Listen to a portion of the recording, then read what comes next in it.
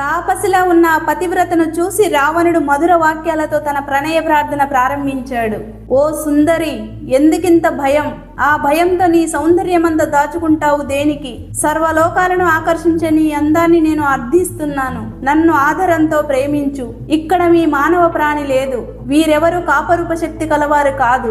నీలానే నాకు కూడా ధర్మభీతి చాలా ఉంది. పరస్త్రీలను బలాత్కరించడం, అపహరించడం, వారితో భోగించడం ఇది రాక్షస జాతి ధర్మం. ఈ ధర్మ నిర్వహణలో నేను అప్రమత్తంగా ఉంటాను.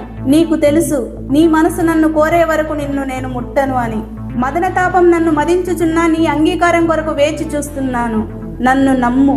ఎందుకు దుఃఖం? సుఖంగా నన్ను ప్రేమించు. కటిక నేల మీద మలిన వస్త్రంతో, ఏకవేణితో, నిష్కారణ ఉపవాసాలతో ఎందుకు దీర్ఘాలోచనతో కాలం వృధా చేస్తావు?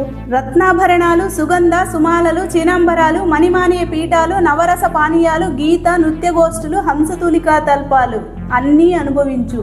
నది ప్రవాహం వెనుతిరిగి రానట్టు యవ్వనం కూడా తిరిగి రాదు. నిన్ను చూస్తుంటే ఆ సృష్టికర్త సర్వ సౌందర్య రాశిగా నిన్ను సృష్టించి విశ్రాంతి తీసుకున్నాడా అనిపిస్తుంది.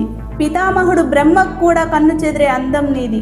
నీ శరీరంలోని అణువణువు అత్యంత మనోహరమైన నా కన్నులను బంధం వేస్తున్నది అని రావణుడు ప్రాధేయపడుతుండటం గమనిస్తున్నాడు హనుమ.